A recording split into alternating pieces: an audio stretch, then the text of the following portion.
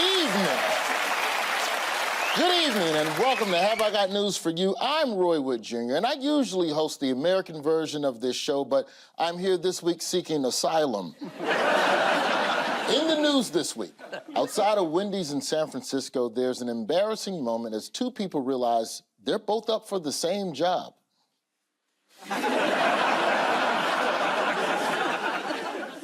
In Washington, one man learns his work nemesis won't get the promotion she was hoping for.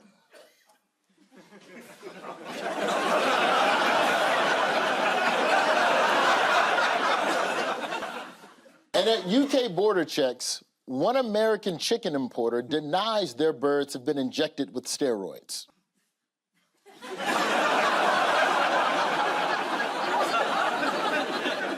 On Ian's team tonight, a comedian who once took a trip to Las Vegas and says she was blown away by America's sunny positivity. Wow, that trip must have been a long time ago. Please welcome Roisin Conarty.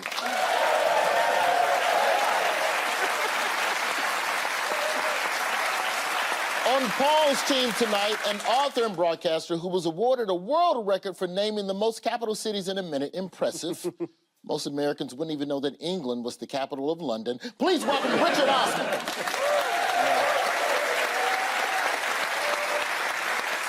We begin with the bigger news stories of the week. Ian and Roisin, have a look at this. Ooh. Yeah, village people, and there's the idiot. There's the loser. Well, this is the shock news to everyone who'd been telling us for weeks it was neck and neck, and it wasn't at all. No. Right, you're deported. There's the face of a man who's won without cheating. Yeah. And he couldn't believe it. Yes, that's correct. That is the historic U.S. election, which has put the first woman in the White... Hang on. Let me redo that. The historic U.S. election, which has put the first convicted felon in the White House. Yeah. What has the press reaction been like? I don't know. I haven't seen a paper for years. Have you know? Largely, the Tory press were thrilled because they'd hoped it was going to be Trump. Their headlines like, Trump gives hope to the Conservative Party. And so there's a feeling that the right will triumph again everywhere and possibly here. I think German newspaper Die Zeit best summed it up.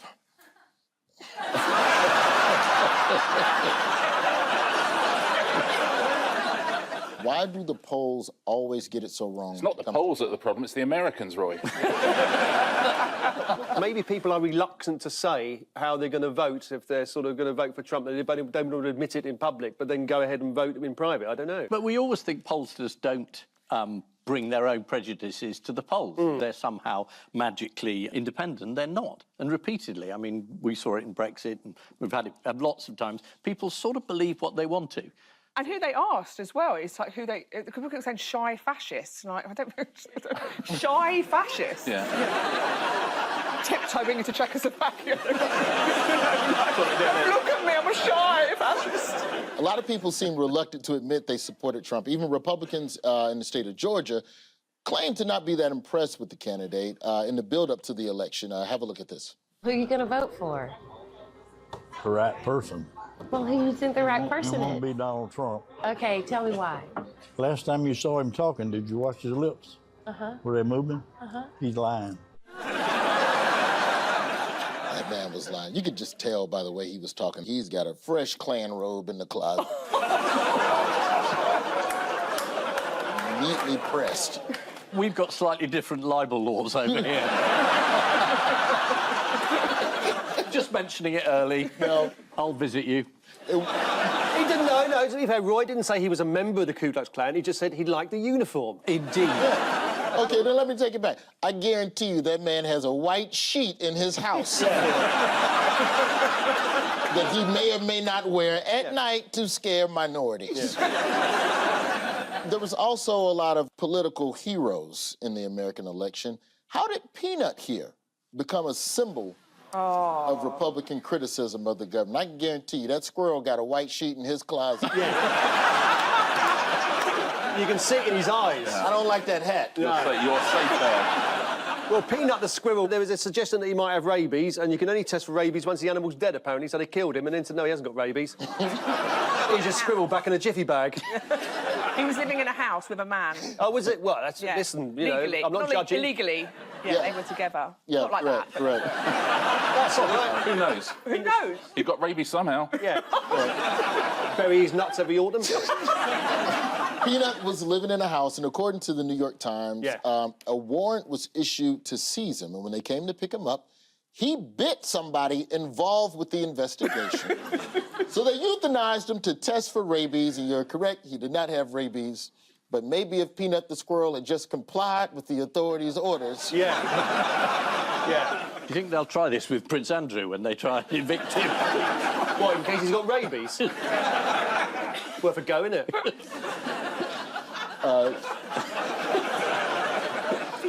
Trump won a huge share of independent voters. What is it about Trump that they like? The last question in all the rallies was, you know, would you like not to be poorer? And that's a fairly binary vote. And in the end, more people thought, yeah. It's always the question everywhere, isn't it? It's always either, are you poorer, are the dice loaded against you because of your next-door neighbour, or are the dice loaded against you because of billionaires? And billionaires in the last few years have been very clever at saying it's your next-door neighbour, and that's what Trump has cleverly done. But I think they made 64 billion, the 10 richest people in the world since he got elected. Just in one day, 64 billion. That's Elon Musk, that's Jeff Bezos, that's Gary Lineker, all of them.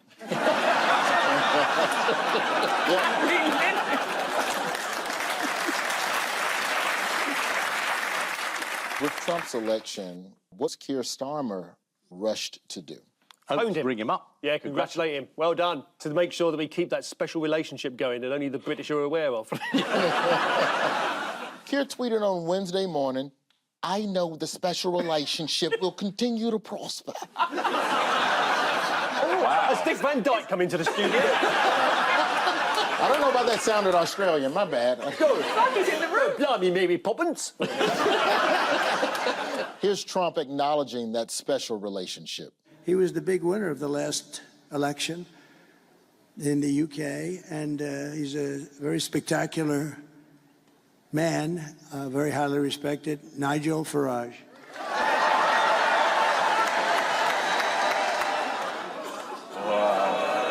Oh, he's got that salute right at last. It's an amazing shot there of Clacton, isn't it? Who else had to eat some Trump humble pie after Election Day? God. Oh, David Lammy. He said he was a fascist and he was... What else? Yeah. He used the words KKK about Yes, him. he did. That as well. Foreign Secretary David Lammy, who said, if Trump comes to the UK, I will be out protesting in the streets. He's a racist, KKK, and Nazi sympathizer. Wait, I'm sorry, that's from 2017. Let me find the one. Here's what he said this week. Congratulations to Donald Trump on your victory. We look forward to working with you and J.D. Vance. Now, see, that's where you go too far. Nobody's looking forward to working with J.D. Vance. Now, who from the UK did have strong words for Trump? Liz Truss? No, not Liz. Who's that? No, I don't know. Google her. It was Lib Dem leader Ed Davey who said, this is a dark, dark day for people around the globe. The world's largest economy and most powerful military will be led by a dangerous, destructive demagogue.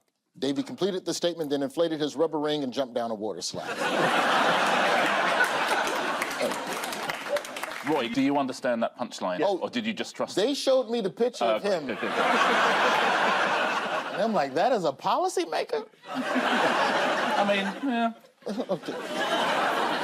This is the happy news that Donald Trump has accepted the election result. It's estimated that Trump's mass deportation plans could cost around $88 billion, which is still less than what the Democrats spent on booking Beyonce. During his campaign, Trump repeatedly announced his intention to fight what he described as the enemy within, which in his case is cholesterol. Paul and Richard, take a look at this. Yeah. Is this Kemi Badenoch? She's become the new Tory leader, and she was on the Laura Kunsberg show, and she was being questioned, and she said, "I'm not here to win a popularity contest," which seemed to be misjudging the job position that she's going to be fighting for in a few years. Yeah, so she's the new leader of the Conservative Party. Kimmy beat her rival, Robert Jenrick, by 10,000 votes in the election. Now, how did she beat him? Well, Robert Jenrick is he like... boring? Yeah, when he's on TV, I always have to check with someone to make sure they're also seeing him. It was like running against a mist. Yes. I think that dead squirrel might have beaten him. Well, nonetheless, his wife was there at the count to support her losing-ass husband, and to also supportingly applaud the winner. Take a look.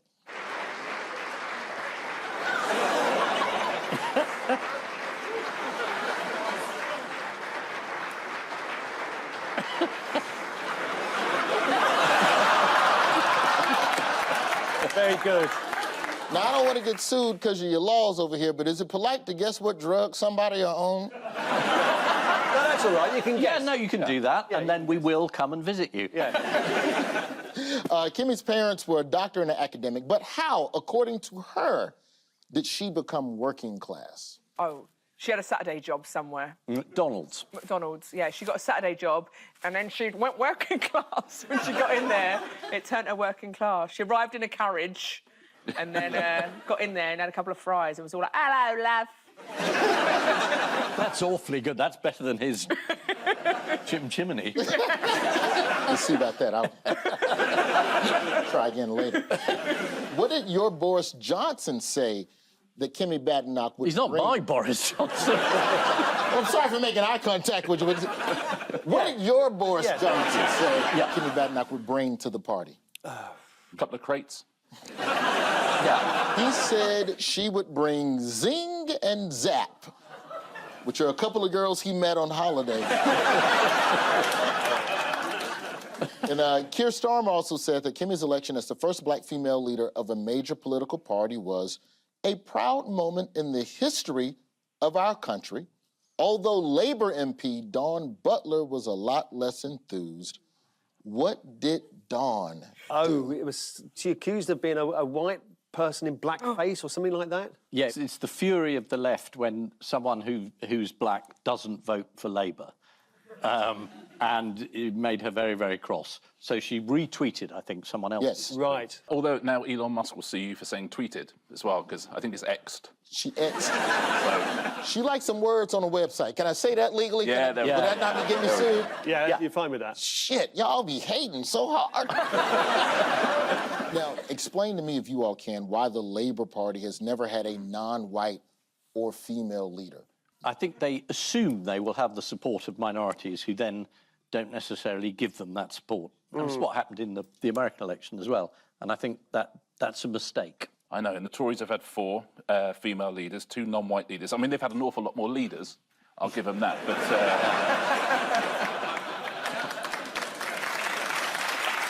but it does seem suspicious. What do people say is Kimmy Badenoch's flaw? She can pick a fight in a paper bag with herself.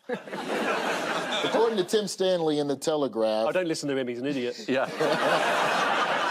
That's not libelous, that's true. Yeah, that's. I've got medical records to prove it.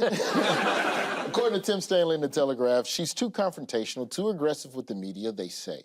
They don't realize that most male journalists rather like that we're still little boys seeing how far we can wind up Mummy before she gives us a smack. Do you recognise yourself in that description, Ian? No. I do.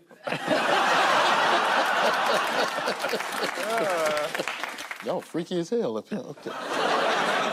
Now, some news about appalling standards of behaviour in your House of Commons. Yes. What did Labour MP Steve Witherden do in the chamber to earn a public reprimand? Oh, he didn't, did he? Oh. No, he drank some milk. Out of what? Out of a cow. According to the Mail on Sunday, he was spotted taking a swig from a milk carton by Tory frontbenchers who tipped off the deputy speaker to remind him of the no food or drink rule in the chamber. His rejoinder was that he would not be ashamed of supporting British dairy farmers, unlike the last Tory government. Thing. Wow. I would not be ashamed. He accused the Speaker of being lactose intolerant. Yes. That's the difference between us and America. In America, they try to hang Mike Pence. Here we've got an MP drinking out of a carton of milk. And that makes the headlines. This is Kimmy Badenoch becoming leader of the Conservative Party. According to The Times, Kimmy Badenoch is the 4th female Tory leader after Margaret Thatcher, Theresa May, and Liz Truss. So whatever she does, she can't ever be the worst. Kimmy Badenoch's first government role was when Boris Johnson made her Junior Minister for Children and Families. A really busy department thanks to him. Yeah, we know about Boris Johnson and the kids. We know about Boris. We call him Stupid Trump.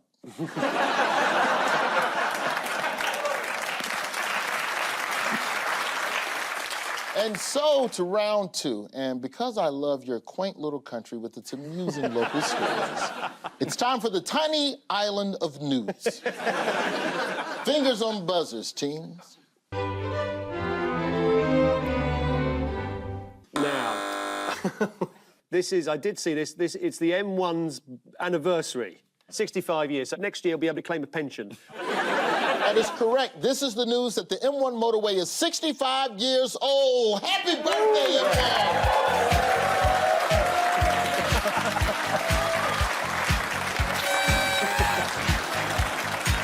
Yeah! Celebrating the birthday of a road. Y'all remember where you were in 1959 when the old M1 got laid out? Ian, where were you in 59? I wasn't born. If you say so. If it's 65, they should let buses use it for free. How did they celebrate the birth of this road in 1959?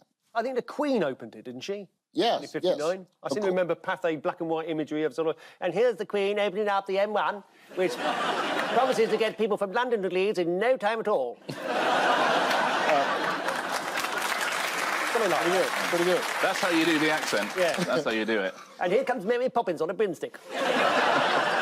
Would you all like to see one of the original adverts? For Yes, please. Oh, yes.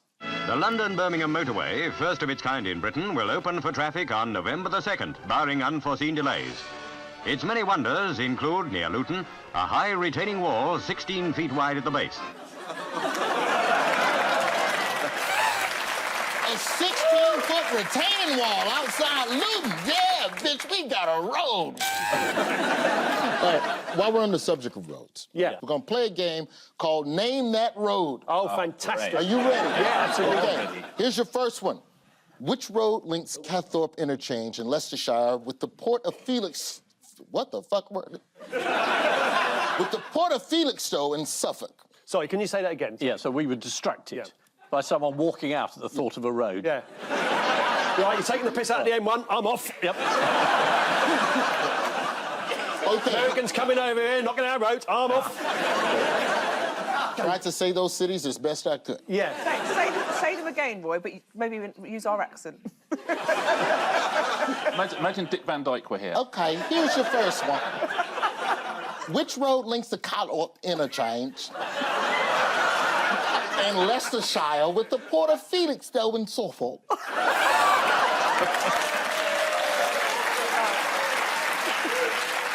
Well, that's a tough question there, Roy. I've got no idea. You better tell us. It's the A14. God, I love that road. That's my favorite road. Next road. Next road. It begins just outside Bedford and passes Hinton in the Hedges and Flyford Flavel and it's way to Upton Snodsbury near Worcester. What words are y'all putting? These are not real places. Y'all are just putting... We've never heard of them. You are just putting British syllables together. Yeah. They're making fun of you. Oh, I know, and I'm gonna let them. It's fine. Yeah. We gave y'all Trump for the next 4 years. Yeah. I gotta do something. Can I take a look at that one? Yeah, take a look at that one. Give me a shot. This one. He fell for it. Yeah. I think it's the A422. Yeah. Points for you. Yeah. Next one. Which road starts in Newport, passes through Manchester and Stockton, and ends just outside Cambridge? Oh, dear me. It's so hard to avoid the phrase, who cares? Is it the M62? It's a trick question. It's Newport, Oregon, Manchester, Delaware, Stockton, Illinois, and Cambridge, Massachusetts. The answer is U.S. Highway 20, the longest road in America. This game is international. Wow. Wow. Time now for the odd one out round. Just one between you this week. They are crows, Sisyphus, a train driver, and a monkey with a keyboard. Oh. I don't know, I just like the crows. The one on the right's brilliant, isn't it? Yeah. You want some, mate? Yeah, you want some. Yeah. Leave it out. Yeah. This seems to be a programme dedicated to authentic Cockney accents. Yeah. Is it repeating an action endlessly? Sisyphus had to roll this boulder up to the top of the hill. Yeah. What's the monkey doing? Sending emails. I'm out of the office. Don't work Tuesdays. Crows. They do the same thing a lot, don't they? He's not going anywhere with this. He really is. OK, boys. I'll give him the benefit of the doubt. We've got guests. Yeah, we've got guests. What sort of impression does he give of our country? We don't know. You better tell us. Yeah.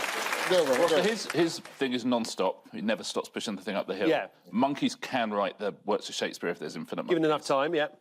Crows. Yeah. Crows hold a grudge. Yeah, they for do. like 17 years. Yeah. And so do train drivers. And so does train drivers. So the odd one out is the crows. Yeah, definitely. Yeah, it's the crows. Yeah, of course it's the crows. They're all involved in something potentially endless, apart from the crows, who can only hold a grudge for 17 years. How did one man in Seattle work out and establish that crows can hold a grudge? Because he kicked the crow up the arse 17 years ago. And then 17 years later he said, do you remember who kicked you up the arse? Yeah, you did. And that's... Let's take you back. That's the worst answer I've ever given in this programme. In 2006, Professor John Marsloff had been investigating why crows attack people.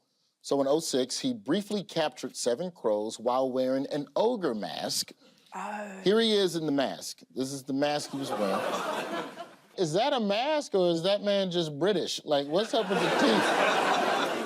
He then went back periodically to the same site to visit the crows while wearing the mask. The crows noticed and remembered him and cawed aggressively in his direction until this September, exactly 17 years later, when they finally forgave him and the cawing stopped. And this guy you say is a professor? Yeah. Yes. And they weren't even the same crows. Moonlight shines on crowded shores, open hearts and open doors. Whisper dreams, they float like breeze. No place that we should seize. Catch the train or lose the way. Doesn't matter night or day. Every path's a mystery when you got no place to be.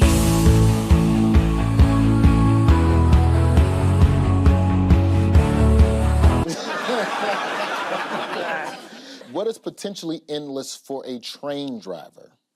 The circle line? It is very good. According to the Mail Online, if a line manager interrupts a train driver's break to say hi, they have the right to restart the break from the beginning because any conversation with the boss counts as work. Yeah, I agree. Why is he coming to say hi? No one's coming to say hi on your break. They're coming to get you to do jobs. Someone comes over and is like, hello. You're like, no. We start again. Yeah. I would hang around a boss and just sort of like and make loads of noises. So eventually they were like, what's wrong with you? I'm like, uh-oh. And I was like, I've got another hour. What will a monkey with a keyboard never do? Write the works of Shakespeare. 2 mathematicians in Australia have debunked the infinite monkey theorem. Oh, have they? That if a monkey spent enough time at a keyboard, it would eventually be able to reproduce the entire works of Shakespeare. Ah, well, yeah, right. They said that the amount of time it would take would be longer than the universe's entire lifespan. I'm sticking with the monkeys. I think they're going to get it. Right. He's on his break at the moment. Yeah, if you speak to him, he deletes the whole of Othello. They're all involved in something potentially endless, apart from the crows who can only hold a grudge for 17 years. According to a new deal signed by Britain's train drivers, their lunch hour can be restarted if a manager even stops to say hello. In theory, a lunch break could go on for 3 or 4 hours. That's unworkable, said French train drivers. That's barely enough time to let the wine breathe. Time now for the Missing Words round, which this week features as its guest publication, Heritage Tractor Magazine. There's a lot in each issue, but I'll just plow through it. And we'll start with Keith Richards' what before every Rolling Stones gig? It's brought back from the dead. Yeah. They've got a defibrillator with his name on it. Start me up. Yeah, yeah.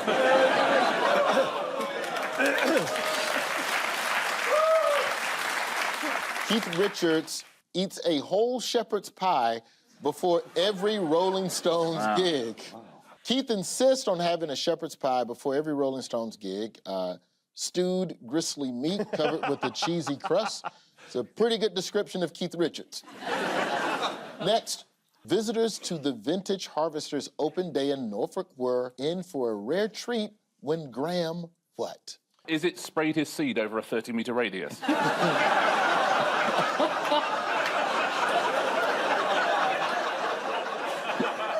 While rotating. Visitors to the Vintage Harvesters Open Day in Norfolk were in for a rare treat when Graham showed off his machinery. That's what Richard said. Not far off it. Machinery. Yeah. After the display, the gathered Norfolk crowd gave a rousing round of applause, made all the louder by the fact that everyone there had 12 fingers. Next, if someone turns up at your door brandishing a cucumber, what? They're trying to scare your cat. Did you see all those videos? Do you know I missed them? Yeah. If someone turns up at your door brandishing a cucumber, don't be surprised, it's more common than you think. Well, I think that's not right. Where is this from? According to a recent survey, the 4th most popular item ordered on Deliveroo was a cucumber.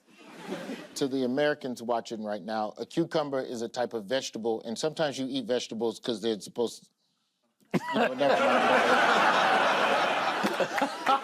Lastly, ask any American for a British stereotype, and they'll say what? A fondness for democracy?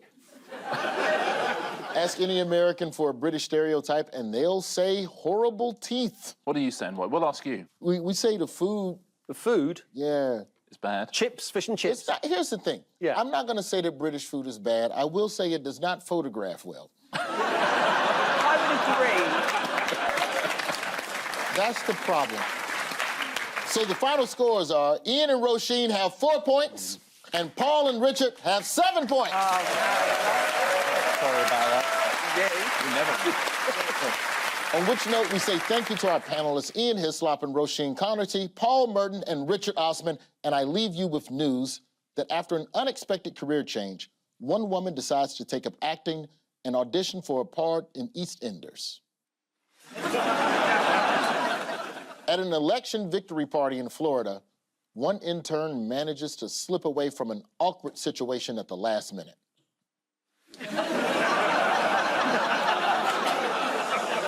And a Northampton man is delighted he can hear much more clearly after dislodging a stubborn piece of earwax.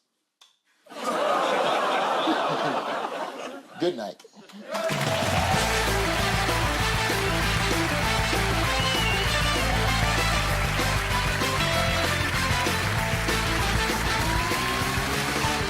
Plenty more laughs to be had on Sounds with Liverpool's own Chris McCausland and mates in You Heard It Here First.